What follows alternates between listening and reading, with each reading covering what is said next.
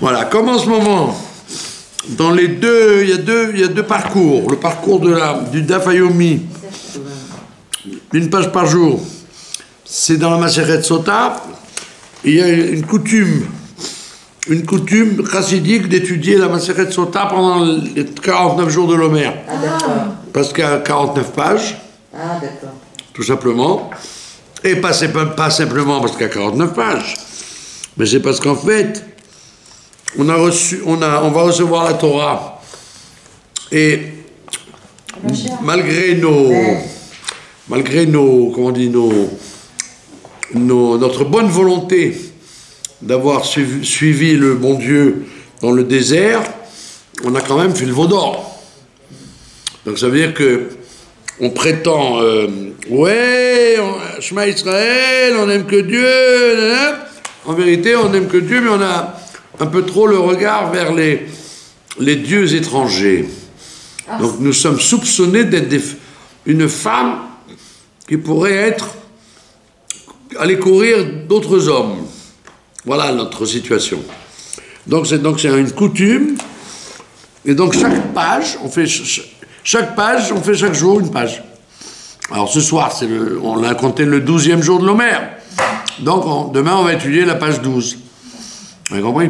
Donc les deux parcours, aussi bien le Daf Yomi que le Daf de Chabad, se rejoignent. Donc j'ai choisi un morceau très intéressant que tout le monde connaît, ou ne connaît pas. Il y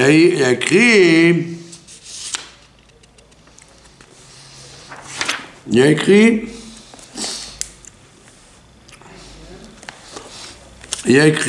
Tanu Rabbanan. Ah oui. Nos sages nous enseignent. C'est là? De la Sota, on va apprendre plein de choses sur plein de gens. Tanu Rabbanan, les sages nous enseignent. La Sota natna enea bemi she'eno raouila. La Sota, c'est pas qu'elle est. C'est quoi la Sota? C'est une femme Soupçonnée. Que le mari voit qu'elle parle un peu trop avec Armand. Alors elle lui dit, je préfère que tu arrêtes de parler avec Armand, j'aime pas trop ça. Elle continue. Alors il l'emmène au tribunal de sa ville.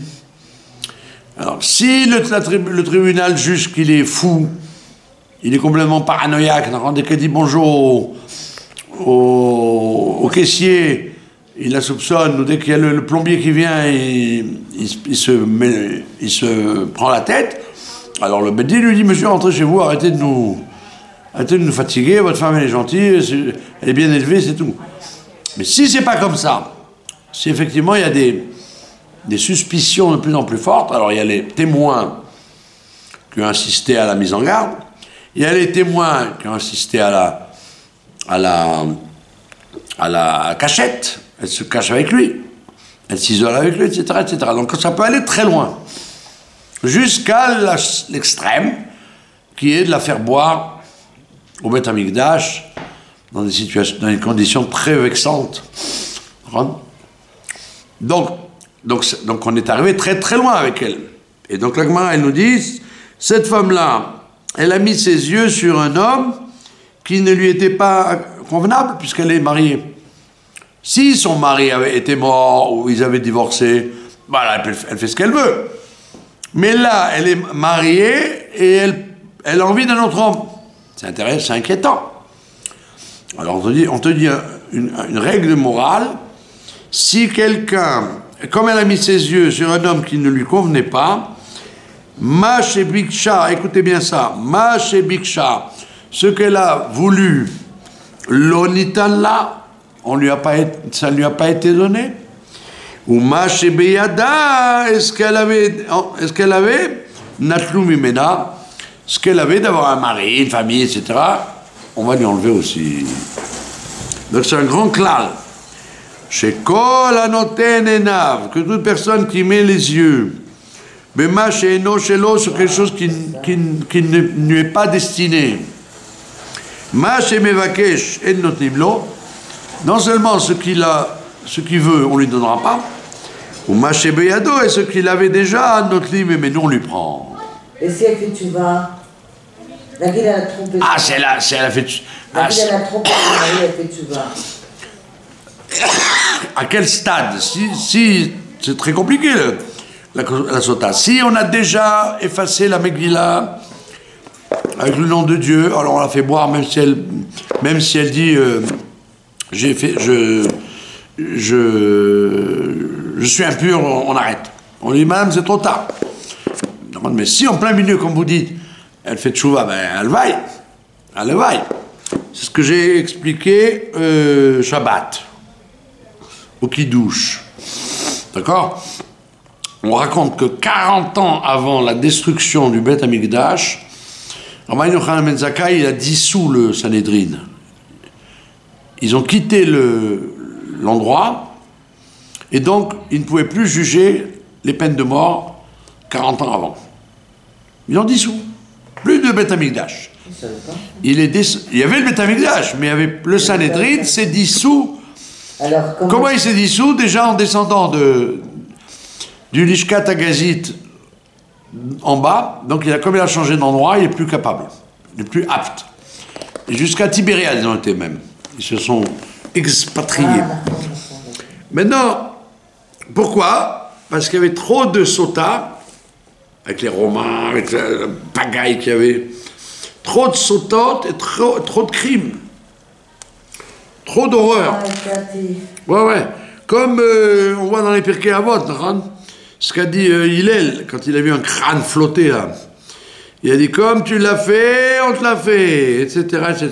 Donc il y avait une prolifération de femmes adultères, d'hommes qui faisaient n'importe quoi, et de crimes.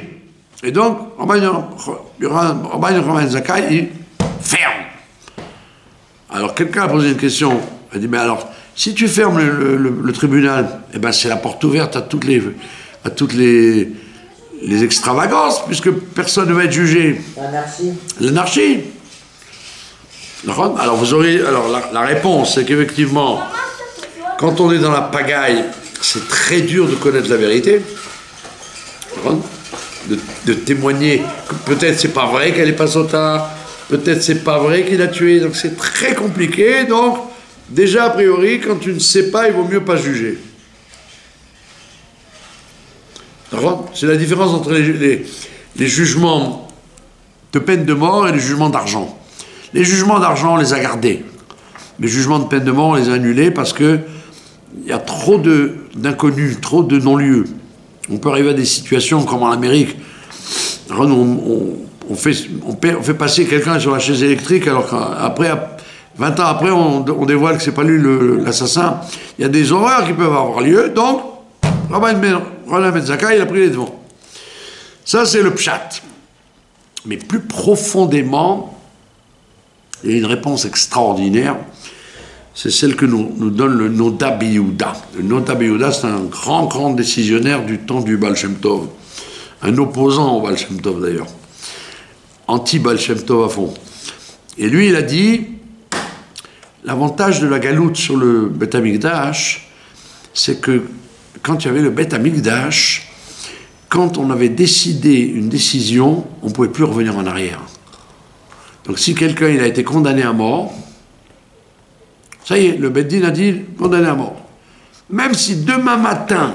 Vous ne pouvez pas faire appel. Voilà, même si, comme c'était déjà faire appel, le Sanhédrin, si demain matin... quelqu'un vient dire c'est moi, et des témoins viennent dire c'est lui, le Xardin est là, on ne peut plus rien faire. Il doit mourir. Et donc pareil, la sota, dès qu'on a décrété qu'elle doit boire, elle doit boire. Et donc le Noda B'Yehuda, il dit ça c'est du temps du Beth Amikdash. Mais quand il n'y a pas de Beth Amikdash, il n'y a pas de Xardin. Dieu ne fait pas un Xardin immuable. Le Xardin, il peut être transféré grâce à la Torah, grâce à la Tzedaka, grâce à la Teshuvah. Et donc même quelqu'un qui était condamné à mort pour une vraie raison, grâce à la Teshuvah, ça s'en va. Donc c'est un plus de la galoute vis-à-vis du Beth Amikdash. Parce que le décret des hommes, il ne peut pas revenir en arrière. Alors que le décret de Dieu, il est comme de l'eau, il est fluctuant. Le décret des hommes, il est comme de la glace. On peut plus rien faire. Vous avez compris? Donc c'est la raison pour laquelle Rabbi Yochanan ben Zakkai a dissous le Sanhédrin, pour permettre aux gens, malgré le flou de la situation, pour permettre aux femmes adultères, aux criminels, aux gens qui sont passibles de quelque chose de très grave, d'y échapper grâce à la tchouva. Et ça, c'est un truc qui n'a pas de prix. Voilà pourquoi. Voilà, donc revenons à nos moutons. Donc la Gemara va donner toute une liste de gens qui ont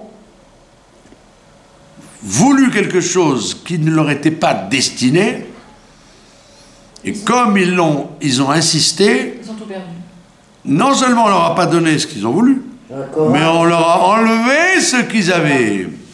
Et la Torah et la Gemara commencent par le premier dans la liste, enfin, parce qu'on va parler chronologiquement, on va descendre tous les personnages qu'on connaît. Le premier qu'on a vu, c'est le Nachash, le serpent originel. Qu'est-ce qu'il a fait, le serpent?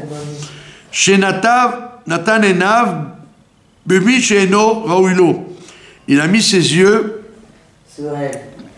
sur ceux qui n'étaient pas faits pour lui, puisque Adam Arishon l'avait consacrée comme femme. Donc elle était sa femme, ça y est. Chava. Ma shebikesh lo nitan lo, ce qu'il a voulu on lui a pas donné, ou ma shebeyado, ce qu'il avait on lui a enlevé. Qu'est-ce qu'il a voulu? Il a fomenté de donner le fruit en espérant que Chava n'allait pas le manger et que c'est lui qui allait le manger, Adam. Il a dit, donne à ton mari le fruit, parce que tu as bien vu que quand on touche l'arbre, il n'arrive rien. Donc quand on le mange non plus, il n'arrivera rien. En réalité, il pensait qu'il arriverait tout de suite, que la mort était directe. Donc il voulait tuer le Adam Arishon en question pour que Chava dise je n'ai plus rien sur terre, donc je vais me relier avec le serpent. Parce que le serpent n'avait pas l'air du tout d'un serpent. C'est ce qu'il va dire. C'est ce qu'il va dire. Amar Kadosh Baruch Hu. Dieu il a dit, Ani Amarti, moi j'avais convenu, Yeh Melech al Kol Behema Vechaya. Celui-là, il sera roi sur tous les animaux et toutes les bêtes. Arshav, à présent, Arurata, je décrète que tu seras maudit parmi tous les animaux et toutes les bêtes des champs. C'est-à-dire, c'est vrai qu'effectivement, quand vous regardez dans la géographie, la géographie des animaux, etc., le serpent, il est haï par tout le monde. Le chat, même les chats, ils se battent contre eux. Les lions, les loups, tout le monde ne le supporte pas. Alors qu'au départ, il aurait dû être le roi des animaux. Ani Amarti Yeler Bekomas Kofa. Au début, il marchait droit comme un homme. C'était le sosie d'Adam, en vérité. Les livres de Kabbalah nous disent que c'était le sosie d'Adam Arishon. Pas du tout comme on croit un serpent, comme le livre de la jungle, horrible avec des yeux globuleux. C'était comme un homme. En fait, Nachash, il ne voulait pas dire serpent, il voulait dire Nachash dans le sens de traître, de rusé. Oui, voilà, c'est ça, il était rusé. Et donc, il était le Zéléoumadze de l'homme, c'était l'homologue de l'homme. Et donc, à ce moment-là, donc il marchait Bekomas Koufat, la taille droite, comme un homme. Arshav, et maintenant, Al Gechono Yelech, il marchera sur sa gorge, quoi, il rampera. Donc imaginez-vous que le serpent qu'on connaît n'a rien à voir physiquement avec le serpent qu'il était. C'était inimaginable, la ressemblance qu'il avait avec Adam. C'est pour ça qu'elle a pu se faire ensorceler par lui, parce ça aurait été un serpent. Mais qui c'est qui va parler avec lui, Bichlal? Est-ce qu'on... Hein? Il devait être beau. Ça dégoûte. Il était beau. Comme Adam. Il n'avait pas le côté d'Adam qui ressemblait à un grand rabbin. Il avait l'air d'un beau gosse. D'accord? Ani Amarti, moi j'ai dit, Yeh machalo machal Adam. Jusqu'à maintenant, il mange comme les hommes. Il mangeait comme les hommes. Il avait des recettes marocaines, quand il ne mangeait pas n'importe quoi. Arshav ve'afar tochal. Maintenant, il mangera que de la terre, de la poussière. Donc il a changé complètement son style. DNA. Son DNA, bien sûr. Ou Amar, il a dit, Erog et Adam, je vais tuer l'homme. Ve'esa et Chava, comme ça je pourrais épouser Chava. D'accord? Ça veut dire qu'elle était, effectivement, se retrouvant veuve. Il fallait bien qu'elle retrouve un compagnon. Or, c'était le plus ressemblant à Adam. Donc, elle aurait dit, bon, ben voilà, c'est bien. Donc, il avait fomenté qu'elle n'en mange pas, elle, du fruit. Il voyait loin, hein? Il voyait très loin. Et en plus, il ne savait pas que la malédiction, c'était pas dans 1000 ans. Il croyait que c'était tout de suite. C'était un poison direct. Il n'a pas compris que ça voulait dire devenir mortel. Il a cru que c'était mourir tout de suite. Donc il s'est dit, c'est bon. Parce que si c'était 1000 ans, il n'aurait pas fait. Il n'a pas que ça à faire d'attendre 1000 ans que le fruit fasse son effet. Donc il était persuadé que quand Dieu a dit, si vous en mangez, vous mourrez, il pensait que c'est tout de suite. Il était trompé là-dessus. Ve'arshav, et maintenant, qu'est-ce qui va se passer? Ve'eva ashit beincha ou beinaisha, la haine je mettrai entre toi et la femme. C'est-à-dire, jusqu'à maintenant, il y avait une tentation de la femme d'aller vers le serpent, alors que maintenant, une femme, elle est dégoûtée et effrayée à l'idée de voir un serpent. Ou ben zaracha, et entre tes descendants, ou ben zara et ses descendants à elle. Vechen matzinu, et deuxième cas de figure, c'est ce qu'on a trouvé, Caïn. Caïn. Qu'est-ce qui s'est passé avec Caïn? Alors Rachid nous dit qu'effectivement, quand Caïn et Abel sont nés, Caïn il n'avait qu'une jumelle, donc qui allait devenir sa femme, et Abel avait deux jumelles, parce qu'il écrit Et Abel, Et Achiv, Et deux fois deux jumelles. Alors nous, ça nous fait belle jambe, parce que pour nous, c'est inconcevable de se marier avec sa sœur. Mais à l'époque, c'était que comme ça qu'on pouvait avoir des familles. On se mariait entre frères et sœurs. Et d'ailleurs, au niveau psychologique, les frères et les sœurs dans une famille normale, ils s'aiment beaucoup. Et même, on dit même plus que ça, on dit que dans une famille normale. Le robe des familles, le garçon cherche une femme qui ressemble à sa sœur. Comme on le voit, c'est très flagrant. Vous voyez, tu vois, dans les mariages, on te présente une dame, alors tu crois que c'est la Kala. Il dit non, c'est la sœur du Khatan. Ils se ressemblent. Donc on voit qu'il y a quelque chose qui est resté de l'affection entre un frère et une sœur. Alors maintenant, il y a l'inceste, donc on ne le fait pas. Mais à l'époque, frères et sœurs, ils s'aimaient très fort. Et donc, monsieur Caïn, il a dit, moi, j'ai qu'une femme, qu'une sœur, et mon frère, il en a deux. Donc il a convoité la femme de son frère. Et donc il en est venu à le tuer. En fait, déjà, son petit compte, c'était de ne pas être jaloux, déjà. Ben oui, c'est ce qu'on te dit, c'est de là. C'est ce qu'il te dit, celui qui convoite une chose qui n'est pas pour lui, non, pas à lui, c'est-à-dire moi, pas à lui, mais c'est pas à moi. Cette chaise n'est pas à moi, mais je peux l'acheter. Alors, on parle de quelque chose qui n'est pas à toi, mais qui ne peut pas être à toi. Une femme mariée, la sœur de l'autre, c'est des cas de impossible. It's impossible. No way.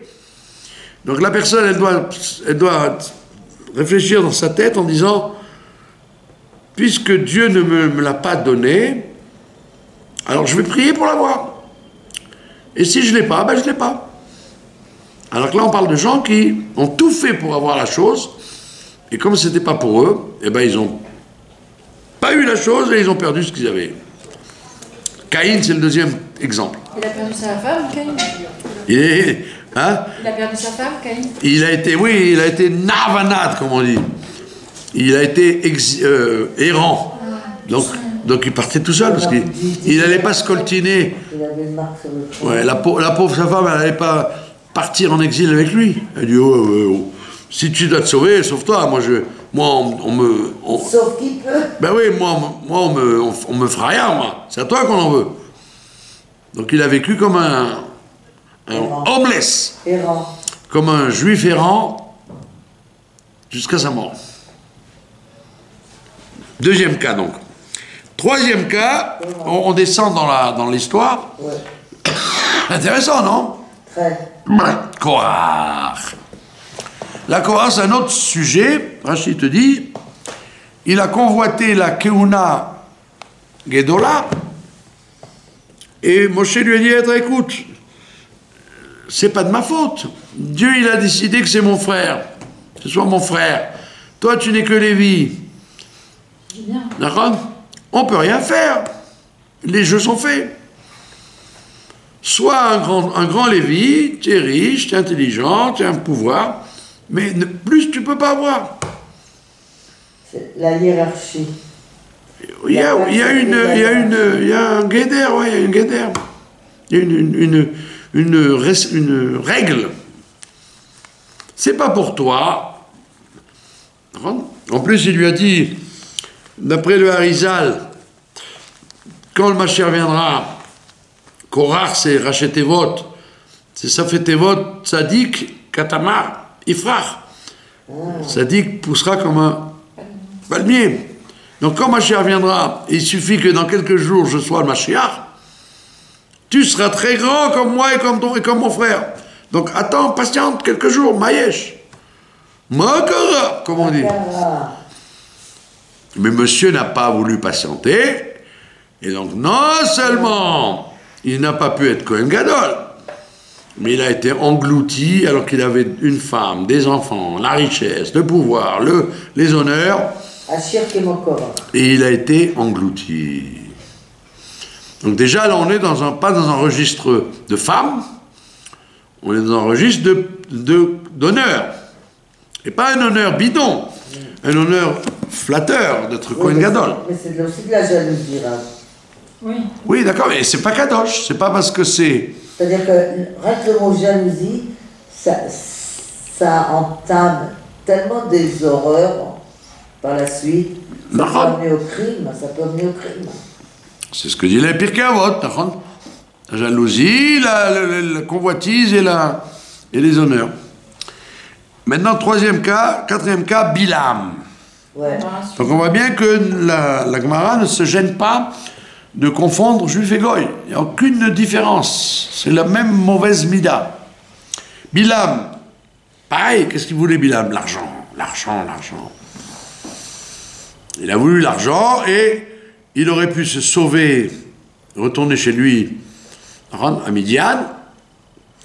Mais comme il a fait tuer 24 000 personnes par son projet là des filles de Moab, Ah ouais, quand même. Et oui. Ah ouais. Donc il a dit à Balak, hé Coco, tu me dois un salaire important maintenant. Hé, j'ai fait une catastrophe chez les Juifs. Donc quand il est retourné pour prendre son pognon, alors, il s'est fait tuer. En fait, c'est comme une révision, ça. Non, c'est vrai, Ouais. parce que c'est chronologique. Et si vous voulez en savoir plus, Laurent, ça vous intéresse d'en savoir plus? Il y a écrit dans son tas que Bilam, Yitro et Yov, ils étaient les 3 conseillers de Pharaon. C'est des géants, Donc des sorciers. plus que des sorciers, des cerveaux, un brain trust. C'était les cerveaux de Pharaon. Et quand il a proposé d'exterminer les enfants, Yitro, il est parti. Yitro, il s'est sauvé. Il a dit, je ne veux pas cautionner ça, je ne veux pas entendre parler de ça, et donc il est parti dans la résistance. Donc il a été ruiné de son pouvoir, de son argent, et il s'est sauvé comme un voleur, d'accord, Amidian. comme un misken à Midian. D'accord? Et de cette fuite, on te dit qu'il a eu le mérite que ses descendants siégeaient au Sanhédrin. Ouais. Les descendants de Yitro ont siégé au Sanhédrin. Ça rappelle également ce qui se passe ce soir, là, le Yom HaShoah. Ouais. C'est l'anniversaire du Yom HaShoah. Moi, mon papa, il était à Saint-Germain en 1939, et quand il a vu les manifestations des croix de feu qui criaient mort aux Juifs, bon, il est rentré dedans, il s'est fait casser la figure par 50 fascistes, et après il a dit « Ouh là là, ça sent mauvais, il faut partir ». Et tous ses copains ont dit « Mais tu es fou, Gabi, qu'est-ce que tu fais? Que ça va, il y a des antisémites. Mais l'armée française elle est très forte, t'inquiète pas. » Mon père a flairé, il est parti et il a été sauvé. Alors que ses copains, certains de ses copains ont été embarqués à Auschwitz, dans le Veldiv. Donc, quand tu flaires le mal, ne reste pas, fuis. Et il a été intelligent, il est parti. Et donc, sur le coup, tout le monde l'a pris pour un pigeon. Mais pour une bande de youpins, parce que tu as refusé qu'il meure, voilà, tu as tout perdu. Tout cas, tu as gagné maintenant. Tu vas devenir un homeless là-bas, à Midian. Il a mérité d'avoir Moshe comme gendre, et que ses descendants soient juges dans le Sanhédrin au Beth Amikdash. Maintenant, le deuxième, attendez, écoutez la suite pour comprendre pourquoi je ramène ça. Le deuxième, c'était Yov, il n'a rien dit. Comme il n'a rien dit, on l'a amené en Gilgoul pour qu'il prenne sur la tête et qu'on voit s'il est capable de rien dire. Et il a réussi son Gilgoul, puisqu'il n'a jamais rien dit. Contre les injustices du diable qui lui a enlevé sa femme, ses enfants, sa richesse, sa santé, j'attaque. Donc il a fait le tikkun. Maintenant le troisième, c'est Bilam. Bilam, on te dit, il a été tué.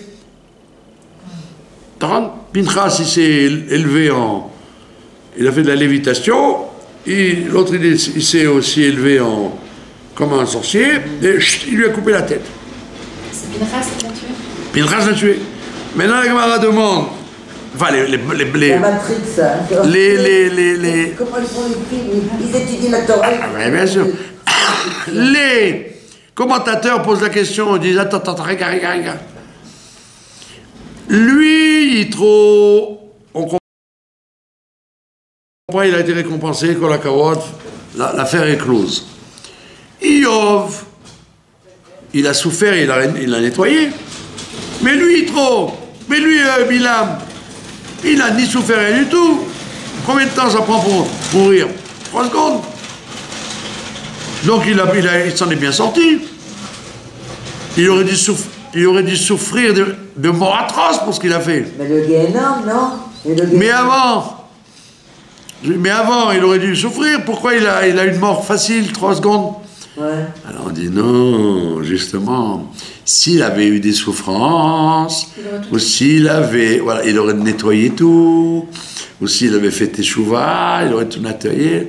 Là, on ne l'a pas laissé. On ne lui a pas laissé l'option de faire teshuva. Il est venu chercher son argent et on lui a coupé la tête. Donc ça, c'est terrible. C'est ce qu'on appelle, voilà, c'est mita meshuna, ça s'appelle une mort violente qui ne laisse pas le temps de faire teshuva. C'est pour ça qu'on prie le matin de dire Dieu, épargne-moi d'une mort violente. Que si je dois partir, au moins qu'on me laisse le temps de faire Shema Israël, de dire excuse-moi aux gens, excuse-moi à Dieu, excuse-moi aux hommes et à Dieu.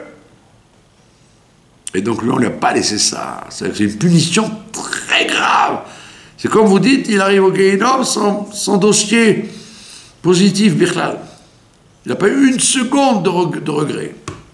Même la personne qui se suicide, on dit que le temps qui tombe, ouais. Avant, il regrette. Ben voilà. C'est trop tard. Donc ça veut dire qu'il a fait tchouva avant de mourir. Maintenant, donc donc Bilam, c'était l'argent, la cupidité, comme on dit. Après, il y a eu Doeg. On revient sur les Juifs. Doeg et Achitophel, c'était deux chefs du Sanhédrin. Ce n'étaient pas des plaisantins. Ils étaient chefs du Sanhédrin et ils ont été jaloux de David. David Ameller. Ils ont dit, qui c'est celui-là? Cet inconnu, fils de Ishaï et tout. C'est quoi ça? Donc ils avaient de la haine pour lui à cause de la jalousie, parce qu'ils savaient leur niveau dans la Torah, dans le peuple, comment ils étaient aimés. Et au lieu de dire, bon c'est pas nous les rois, c'est pas nous, on peut rien faire, hein. Ils ont fomenté contre David Ameller du Lachon Hara, etc. Et non seulement ils n'ont plus été membres du Sanhédrin, mais on te dit dans le Talmud qu'ils n'ont même pas part au monde futur. Troisième, encore exemple, Gehazi. Gehazi, quel était son problème à lui? Gehazi, c'était le Talmid, c'était l'élève de Elisha. Elisha, le Talmid de Eliaou. Élisée. Ouais. Le prophète Élisée. Qu'est-ce qui s'est passé? Elisha, il y avait un homme très important chez les Goïms, il s'appelait, comment il s'appelait? C'était le roi de Syrie, je ne sais plus comment il s'appelle. Oui. Il s'appelait... C'était un général syrien. Voilà, c'était un général. Il s'appelait Naaman, voilà, le général Naaman. Ah, ok. C'était pas seulement un général, il était immensément riche, très fort, il réussissait dans tout ce qu'il faisait. Et il a attrapé la lèpre. Et il ne savait pas comment se soigner de ça. Et là-bas, en Assyrie, à Achour, ils lui ont dit, tu sais, chez les Bnei Israël, il y a un monsieur, qui s'appelle Elisha. C'est un prophète, il sait guérir les choses. Va le voir. Lui est venu le voir. Elisha l'a éprouvé, parce qu'au lieu de sortir à sa rencontre, pour lui faire kavod, lui dire bonjour, cher monsieur, mon général, comment ça va? Il est resté dans son bureau et il a envoyé Gehazi en lui disant, dites-lui à ce Naaman qu'il aille se tremper dans le Jourdain 7 fois et il guérira. Il n'a pas cru en lui. Alors l'autre il a dit, c'est quoi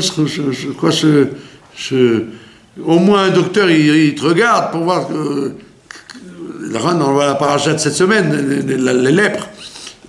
Qu'est-ce que tu as, qu'est-ce que tu n'as pas, où c'est pas. Rien du tout, il n'a même pas vu, il a dit va te tremper dans le Jourdain 7 fois. Et il a fait acte d'humilité très profonde, et il a dit, bon, si le prophète des Juifs me dit, je fais. Et il s'est exécuté, et il a guéri.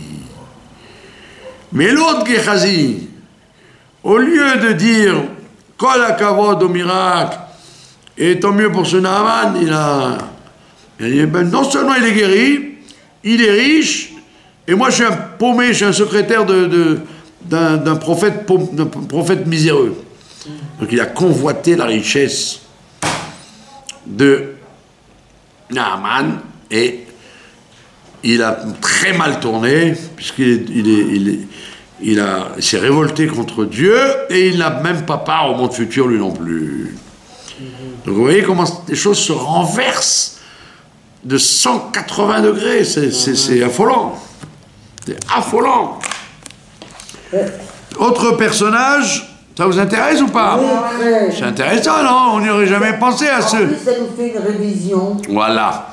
Et puis on voyait que c'est un leitmotiv que la Gemara a amené que sur la sota, elle a commencé avec la sota. Tu veux quelque chose qui n'est pas pour toi, on t'enlèvera, on te le donnera pas et on va tout enlever. Avshalom, il dit, voilà, Avshalom. Qu'est-ce qu'il y a eu avec Avshalom? C'était le fils de David Amelech. Eh oui, le fils de David Amelech, qui s'est fait, qui a convoité le poste de son père, Le royaume. en disant, mon père, il est vieillot maintenant, chut, il faut le dégager de la piste, et moi je veux devenir roi à sa place. D'accord? Et non seulement, alors qu'il a mis en branle toute la Médina, tout le monde était avec lui contre David. Il a trop souffert, sa mère David. Eh oui. Et donc, qu'est-ce qui lui est arrivé? D'accord? Qu'est-ce qui lui est arrivé? Eh ben, il était nazir, donc il avait les cheveux longs. Et donc, quand tout le monde s'est rendu compte que c'était un traître, qui a trahi son père, le Bédine et le Ham Israël, puisqu'il leur a fait croire, le Midrash que raconte, Rachid ramène, il a dit à son père, je voudrais avoir deux personnes qui m'accompagnent chaque fois. Et son père, il a fait une lettre. David Amelech, il a fait une lettre, disant, je sous-signais le roi, demandant que deux personnes importantes, les Talmidei Chachamim, qui sont des guerriers, puissent accompagner mon fils. Lui, il a fait le tour. Il a fait ça et il a ramené 200 personnes. Au lieu d'en prendre que 2, il a été faire le coup, jusqu'à 200 personnes. Après, quand tout le monde s'est rendu compte de la supercherie, ils ont été à sa poursuite. Et donc, il s'est sauvé avec sa mule, il avait une mule très, très rapide. Et donc, il est passé sous un arbre, et à ce moment-là, ses cheveux sont attrapés dans l'arbre.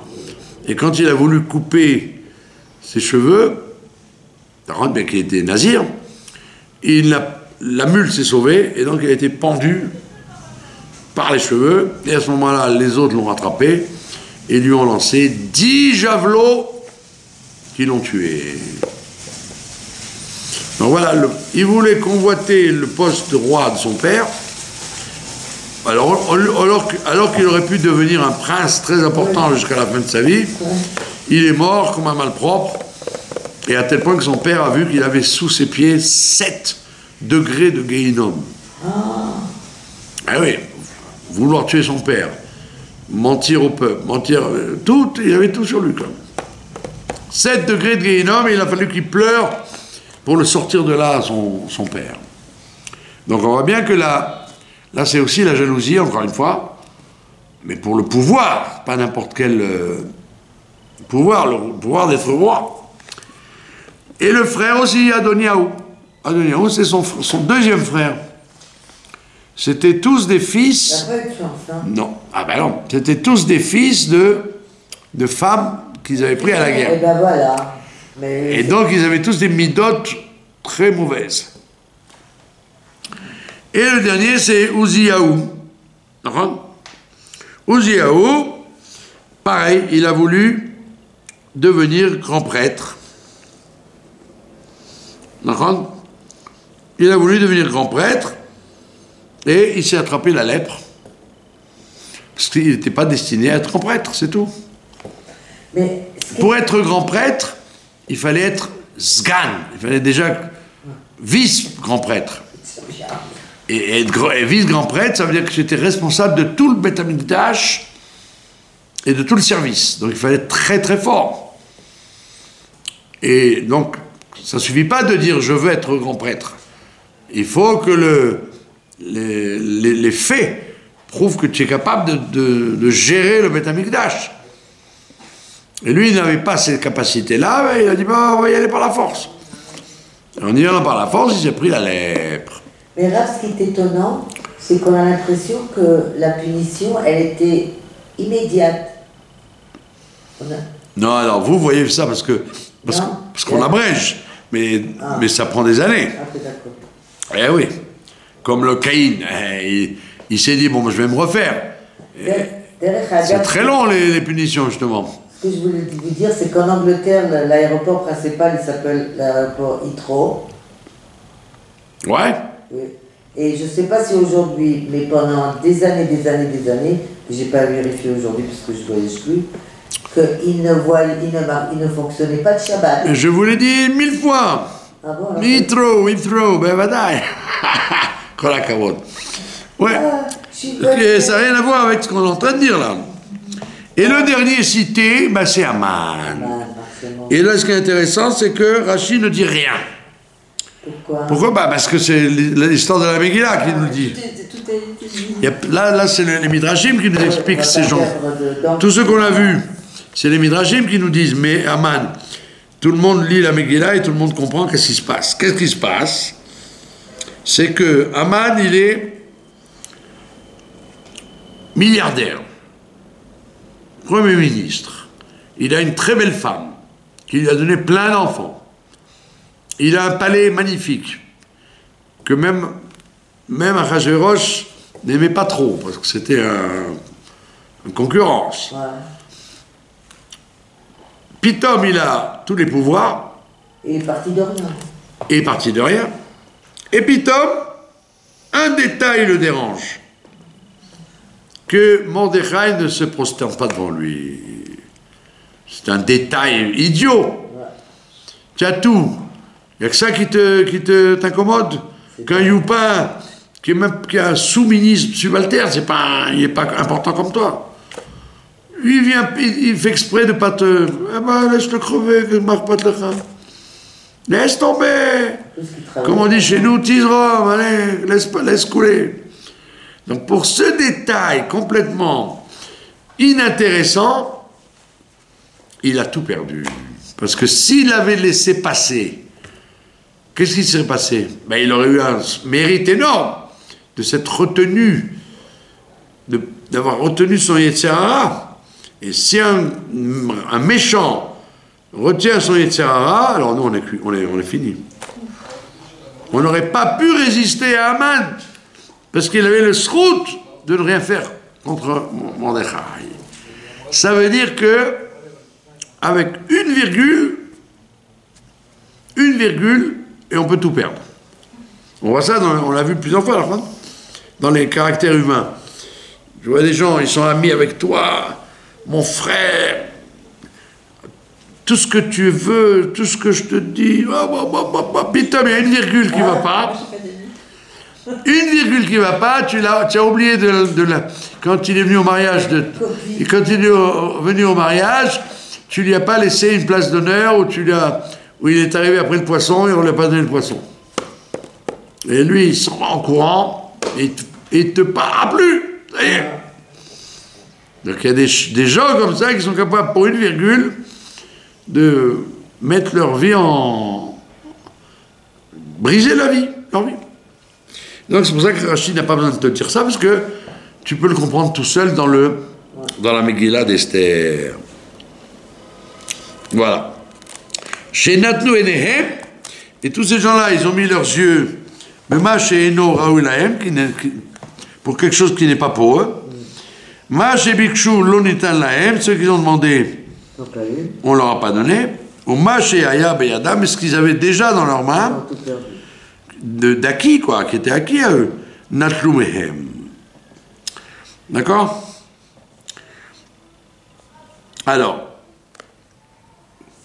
Après, la Gemara, elle va parler de choses un peu scabreuses sur la femme, en disant comment l'eau va avoir un effet sur elle. C'est comme c'est de l'eau. Donc ça se boit donc de haut en bas. Et donc elle va sauter, comme son nom l'indique. la femme sauta. C'est incroyable, hein. Elle va éclater la pauvre du ventre et elle va mourir comme ça. Tout ça pour dire que ça avait commencé avec le manque de sagesse de cette femme. Elle est belle cette édition, je trouve. Ouais. Après la Gemara change de cap et elle te donne l'exemple très connu de Shimshon. C'est ce livre de Sota, ce traité de Sota est bourré d'enseignements de Moussard pour préparer la fête de Shavuot. Travailler sur les Midot, c'est comme les Pirkei Avot. D'accord? Ça amène énormément d'enseignements sur le comportement et comment l'individu peut bêtement tout perdre. Et là, la Gemara continue, elle dit, il y a une Mishnah qui dit, à propos de Shimshon, cette fois-ci on va parler de Shimshon. Parce que Shimshon aussi c'est une histoire dramatique. Ouais. D'accord? Shimshon alach achar enav. Shimshon a été après ses yeux. Ouais. D'accord? Les fichas, c'est pourquoi Nikru plishtim et tenav. Ils l'ont crevé les yeux parce qu'il a été après ses yeux. C'est toute la Masechet, enfin les pages en question, elles comparent en disant, d'après la mida que tu as, Dieu va te juger. La mida que tu as, ta mesure d'analyse sur les choses, on va t'analyser toi aussi. Mida, keneged, mida. D'accord? Donc on dit, malheureusement, il a été d'après ses yeux, eh ben, ils lui ont crevé les yeux. Chez Nehemar, et c'est écrit clair dans le Passouk, dans les Shoftim, là-bas, dans les juges, ils l'ont attrapé une fois que, c'est l'histoire avec Dalila, une fois qu'elle a réussi à trouver d'où venait sa force, donc en lui coupant les cheveux, il a perdu toute sa force, et donc ils n'ont pu l'attraper comme un rien, comme un individu stam. Oui, Ragil. Ragil. Vous voyez, la croix était nave et ils lui ont crevé les yeux, parce que le meilleur moyen de rendre quelqu'un inoffensif, c'est quand il ne voit plus. Quand il ne voit plus. La Mishnah continue en te disant, mais tu sais quoi, il y en a un autre exemple aussi. Avshalom Nidgaha Bisearo. Avshalom, il avait une tendance à se flatter d'avoir de beaux cheveux, qui était nazir. Les fichar Nitla Bisearo, il a été pendu avec ses cheveux. Donc c'est toujours. C'est incroyable dans le bien et dans le mal, ça veut dire. C'est pas que dans le mal, c'est dans le bien aussi. La Gemara s'efforce de te ramener tous les exemples pour te réveiller à cette réalité de Mida Keneged Mida. D'accord? C'est vraiment la base, le basis de la Torah. Le basique de la Torah. Exactement. Pour ça, il y a quelqu'un qui était assis à une place et quelqu'un, au moment où il s'est levé, quelqu'un est venu à prendre sa place. Et il m'a fait il en avait toute une histoire. Comme une vieille. Vous vous rendez compte, c'est pas joli ce qu'il a fait, il m'a pris ma place, ta. J'ai dit, oh là là, il y a 3000 places. D'ailleurs, ça va. Et il s'en est pas remis, quoi. S'en est pas remis. Pour rien, Stam. Et donc, le temps a passé, mais cette semaine, il s'est mis à cette place, mais c'est la place de quelqu'un d'autre. On se met en Shabbat. Dans la semaine, et comme il ne vient pas, donc il ne sait pas. Et donc il s'est mis là-bas. Moi, je n'ai pas du tout pensé que ça allait faire un esclandre. Mais quand l'autre est venu, il n'a pas loupé. Et je lui ai dit, ben tu vois, l'arroseur a arrosé, tu en as voulu à quelqu'un parce qu'il avait pris ta place quand tu étais là, et ben voilà, toi-même tu as pris la place. Unbelievable. Et il s'est rendu compte après qu'effectivement, c'était Mida Keneged Mida. Où le fils Sheba al-Esser Pilakshe Aviv, et comme monsieur Absalom, il s'est permis de prendre 10 concubines de son père. Carrément. Ah bah dis donc. Ouais. 10. Oui, il a dit, c'est pas des vraies femmes, c'est des concubines. Ouais. Donc, j'ai pas vraiment une interdiction là-dessus. Ah bon? Mais c'est faux. Ça se fait pas. C'est ce qu'on avait reproché à Réhouven. Non. Quand il a déplacé le lit de son père. Ouais. Donc il te dit, la Gemara te dit, puisqu'il a pris,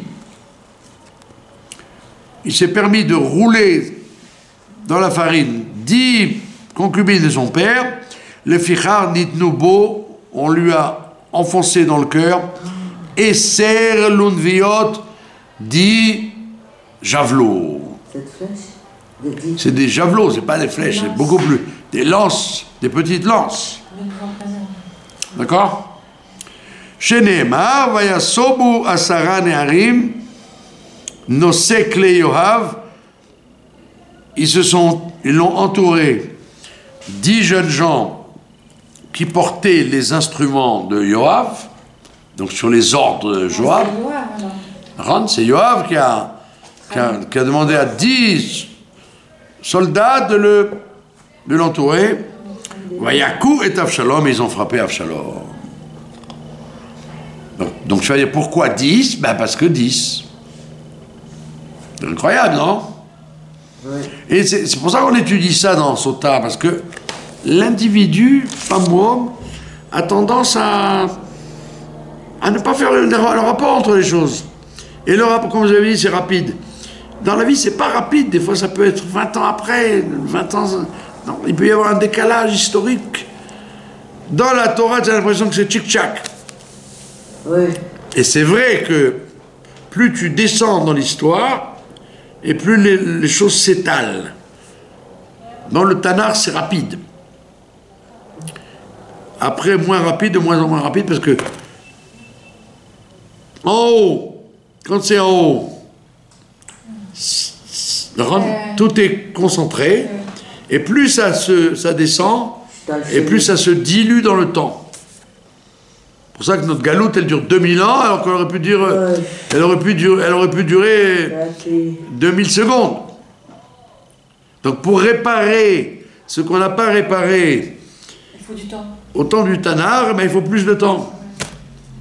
D'abord parce que Dieu est clément, il nous laisse, il est patient, et pas parce que les gens sont lourds, avant qu'ils se réveillent, avant qu'ils comprennent. Première couche, deuxième couche, troisième couche. Ils sont pas rapides, ils sont pas... Tchic-tchac, allez, tu n'as pas compris tout de suite le rapport. Lecture. Il faut répéter. Et encore. One more time. Et encore si on nous laisse répéter. De là, on voit que nous, on fait tout de suite le linkage. 10 concubines, 10 javelots. Tac, tac. Mais celui qui ne veut pas voir, Il ne va pas. il ne veut pas voir. Si tu lui mets pas l'accent, on lui dit, mais tu as fait ça à cette personne il y a 10 ans, elle vient X, tu as fait la même chose maintenant. Tu n'as pas fait le rapport. Ah non, je n'ai pas fait attention. Ben oui, il y a 10 ans, mais tu as oublié. Oui, mais il y a beaucoup de mauvaise foi aussi. Hein. Mais à quoi ça sert la mauvaise foi? Tu gagnes rien, la mauvaise foi. Ouais. Tu ne fais que... Si on fait tes choix. Ah voilà, il faut faire tes choix. Si tu fais tes choix, il n'y a pas de... Il n'y a rien qui se passe. Et Exactement. Vous avez dit que Vous avez dit que David il avait pleuré pour pas que Shalom il tombe dans le Guéhinam 7 fois. Du coup, Eh oui, son père. Il est sorti du Guéhinam, il est allé où après alors? S'il n'est pas allé au Lamaba? Il a un Guéhinam moins fort que... Ah, mais il est quand même au Guéhinam. Ah ouais, mais dans un Guéhinam Il y a moins plusieurs- terrible. Il y a plusieurs étoiles, hein. Ah bah, Comme dans le paradis, ah bah dis donc, je veux pas il y a savoir, plusieurs... Moi j'ai peur. Hein. Il y a plusieurs palais dans le Gan Eden, il y a plusieurs palais dans le... Il y a des centres. Énormément de palais.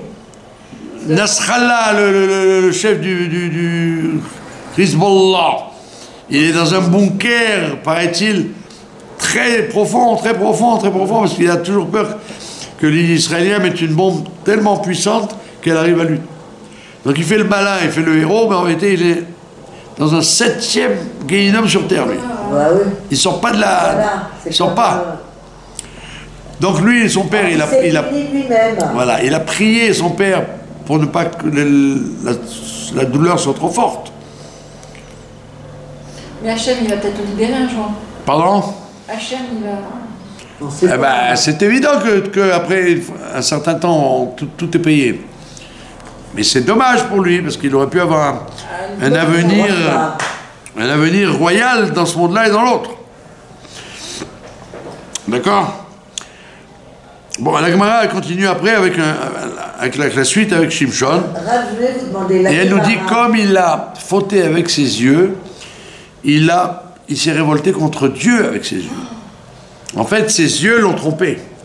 C'est terrible ce qui est arrivé à ce Shimshon. Oui. Et donc la même chose, la même rengaine recommence, que tout marche après, Mida, que Neged.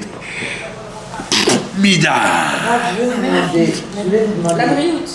Voilà. Les hommes, ils Oula, étudient une page Hein? de Guémara tous les jours. Pardon? Les hommes, ils étudient une page de Guémara tous Ouais, les jours. Dafayomi. Au moins, ah ouais, pendant 7 ans, et on fait... ça Dafayomi, Ouais. la Guémara. Si on fait en 7 ans, on finit tout le chasse. Et c'est, ok, alors maintenant. Une alors- page par jour. Alors, quelle différence entre le En Yaakov et la Guémara? Non, rien à voir. la Yaakov, c'est que les histoires. C'est la gadote. Alors que la Gemara, il y a la Halakha au milieu, la Mishnah, il y a beaucoup de choses qui ne sont pas des histoires. D'accord, je ne savais pas. Ah ouais, non, la Gemara, c'est beaucoup plus... C'est composé de 2 parties. La partie Une discussion. halachique, des lois, et la partie agadique, Ils les ont. pour apprendre du moussard. Les commentaires en français, en anglais. Oui. Voilà. Voilà, je vous remercie de votre attention.